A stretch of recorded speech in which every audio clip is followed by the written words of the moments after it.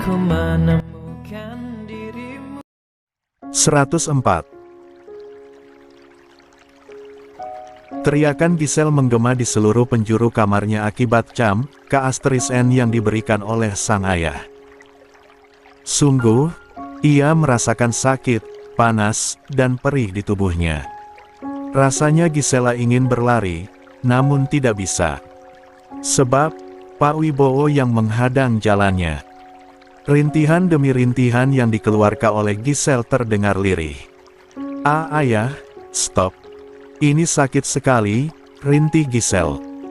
Apa yang kamu lakukan Giselle? Di mana otakmu? Kenapa kamu gak berpikir jauh sebelum melangkah? Kamu tahu kan apa kesalahanmu? Ujar Pak Wibowo. Giselle hanya terdiam seraya memeluk tubuhnya sendiri. Air matanya lolos begitu saja membasahi wajahnya. Jangan nangis. Ayah gak butuh air mata buaya kamu. Kelakuan kamu sudah membuat ayah dan bunda malu, Giselle. Ujar Pak Wibowo setengah membentak. Kamu tahu kan apa kesalahan kamu? Tanya Pak Wibowo lagi. Giselle lagi-lagi terdiam, ia enggan untuk menjawab pertanyaan ayahnya. Jawab, bentak Pak Wibowo lantang. Angkat kepalamu. Gisela tersentak, perlahan-lahan ia mengangkat kepalanya. Maaf. Hanya itu yang bisa Giselle ucapkan. Bu Sekar yang melihat pemandangan di depannya, ia hanya berdiri di ambang pintu. Ia sebenarnya merasa kasihan terhadap Giselle. Namun, di sisi lain Bu Sekar juga kecewa terhadap kelakuan sang putri. Kamu tahu, Giselle, pria tua yang jadi sugar daddy kamu itu siapa? Tanya Pak Wibowo. Giselle menggelengkan kepalanya pelan. Dia itu teman bisnis ayah. Dasar bodoh. Bisa-bisanya kamu mau dengan pria tua itu. Ayah sudah susah payah menjodohkan kamu dengan Brian, malah kamu menyia-nyiakannya. Bentak Pak Wibowo. Giselle cengang, ia baru mengetahui fakta jika Pak Agung itu adalah teman bisnis ayahnya sendiri. Bu Sekar melangkahkan kakinya mendekati Pak Wibowo dan Giselle. Giselle, kenapa kamu melakukan semua ini, sayang? Tanya Bu Sekar. Bu Sekar sengaja mengajak Gisela berbicara dengan lembut, agar Giselle mau berkata jujur padanya. Bu Bunda, lirih Giselle. Kenapa? Kenapa kamu melakukan ini semua? Bunda tahu dan kenal sama Agung, dan Bunda juga kenal dengan istrinya, dia masih punya istri, kenapa kamu mau menjalin kasih dengan pria yang sudah beristri? Tanya Bu Sekar. Giselle terdiam beberapa saat, sepersekian detik kemudian ia menghapus kasar air matanya. Ditatapnya wajah sang ibu dengan dalam. Ini semua gara-gara ayah, Bun, ujar Giselle pelan. Apa maksudmu? Kenapa jadi ayah yang disalahkan? Ayah itu selalu memberikan yang terbaik untuk kamu, Giselle. Kenapa kamu gak paham itu? Sahut Pak Wibowo. Giselle beralih menatap sang ayah. Ini semua gara-gara ayah, karena ayah yang membatasi uang bulananku, aku gak suka itu. Makanya aku cari jalan lain agar uang bulananku masih berjalan lancar. Ujar Giselle. Dasar bodoh. Ayah membatasi uang bulananmu karena ulahmu sendiri, Giselle. Kamu selalu boros menghambur-hamburkan uang, ayah sudah bilang gunakanlah uang untuk keperluanmu yang bermanfaat, dan kamu gak pernah melakukan itu. Uang yang ayah kasih selalu kamu gunakan untuk foya-foya, pergi ke klub, mabok-mabokan, beli barang gak jelas. Ayah hanya mau yang terbaik buat kamu, ucap Pak Wibowo. Iya tapi Giselle gak suka ayah. Makanya Giselle cari kepuasan dengan cara Giselle sendiri. Pak Wibowo sudah sangat lelah dengan tingkah anaknya itu. Sudahlah. Ayah besok akan mengantarkanmu ke rumah nenek dan kakekmu, ujar Pak Wibowo. Bunda, tolong kemasi barang-barang milik Giselle, besok kita berangkat. Sambung Pak Wibowo berujar seraya melangkahkan kakinya keluar kamar. Giselle yang mendengar ucapan ayahnya, dengan cepat dia menggelengkan kepalanya. "Enggak ayah. Aku gak mau," teriak Giselle seraya berlari menyusul sang ayah. Giselle langsung bersimpuh di bawah kaki Pak Wibowo, dipeluknya erat kaki sang ayah. Tubuh Giselle bergetar hebat karena menangis. Ia tentu saja tidak mau jika harus tinggal dengan nenek dan kakeknya, karena tempat tinggal nenek dan kakeknya berada di pelosok dan sangat jauh ke sana kemari. Giselle tidak bisa membayangkan jika harus tinggal di kampung halaman nenek dan kakeknya. Ayah, Giselle mohon, Giselle gak mau tinggal dengan nenek dan kakek," isak Giselle. "Gak bisa. Keputusan ayah sudah bulat, dan gak bisa diganggu-gugat," sentak Pak Wibowo.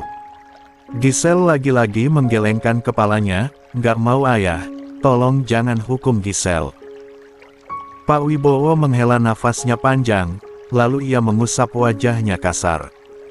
"Baiklah, kalau gitu ayah akan kirimkan kamu ke pesantren. Kamu akan ayah pesantrenkan di pondok pesantren milik guru ayah." Giselle membulatkan matanya sempurna, ia semakin terpojok. Aku gak mau. Aku gak mau tinggal di pesantren, aku gak mau pakai hijab, aku gak mau pakai gamis juga, itu panas dan terlihat norak," tolak Giselle. "Hanya dua pilihan, rumah nenek atau pesantren."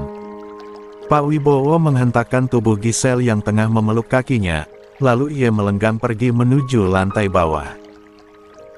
Giselle masih tergugu, ia tentu saja bingung dengan pilihan yang diberikan oleh ayahnya itu. "RGH. Gue harus gimana? Gue gak mau dua-duanya, apa gue kabur aja?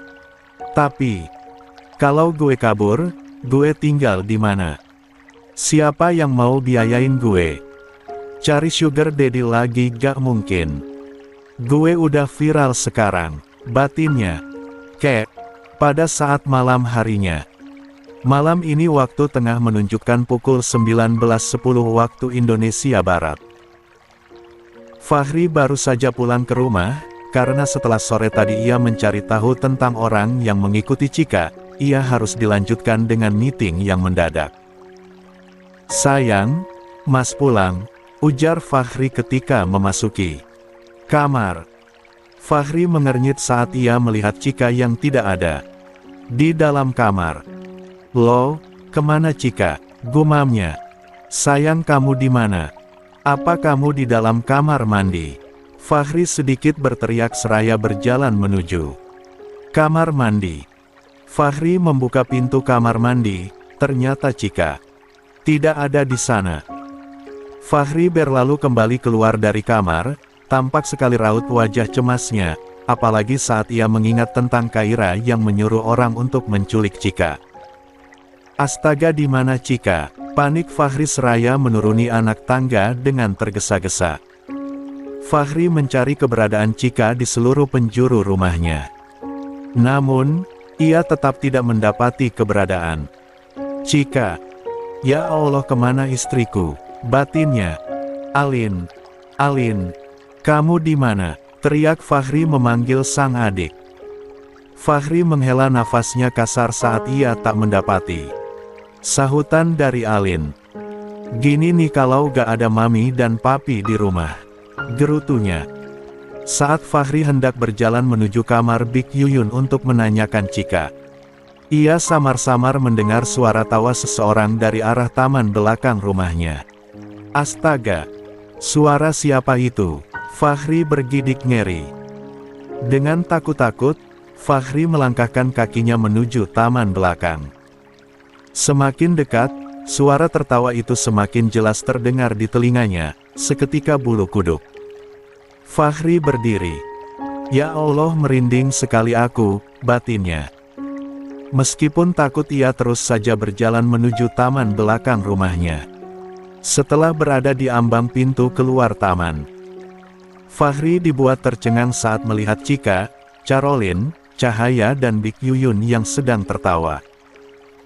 "Astagfirullah, gue kira yang tertawa itu hantu," gumam Fahri seraya mengusap-ngusap dadanya. sayang. Mas cari-cari ternyata kamu di sini, ujar Fahri seraya berjalan menghampiri Chika. Chika yang sedang memakan bakso, ia harus menghentikan aktivitas makannya saat ia mendengar suara sang suami. Mas, kamu sudah pulang? Tanya Chika seraya beranjak dari duduknya. Chika langsung menyalami punggung tangan Fahri dengan takzim. Lalu ia memeluk tubuh Fahri sesaat. Iya sayang, Mas baru pulang. Mas cari-cari kamu, ternyata kamu ada di sini. Mas pikir kamu kemana? Ujar Fahri. Maaf Mas, aku lagi ngadem sambil makan bakso di sini. Ayo kita masuk ke dalam, ajak Chika. Chika beralih menatap ke arah Carolyn, Cahaya, dan Big Yuyun. Aku ke dalam dulu ya, kalian lanjutkan saja, ujar Chika. Carolyn, Cahaya, dan Big Yuyun hanya menganggukkan kepalanya guna menanggapi ucapan Chika. Fahri dan Chika melangkahkan kakinya masuk kembali ke dalam rumah untuk menuju kamarnya. Mas kenapa baru pulang? Mas lembur, tanya Chika ketika sudah berada di dalam kamar. Fahri menggelengkan kepalanya, enggak, sayang. Mas gak lembur, Mas abis cari tahu siapa orang yang mengikutimu itu. Lalu setelah itu Mas ada meeting mendadak, jawab Fahri jujur. Chika mendudukkan tubuhnya di tepi ranjang.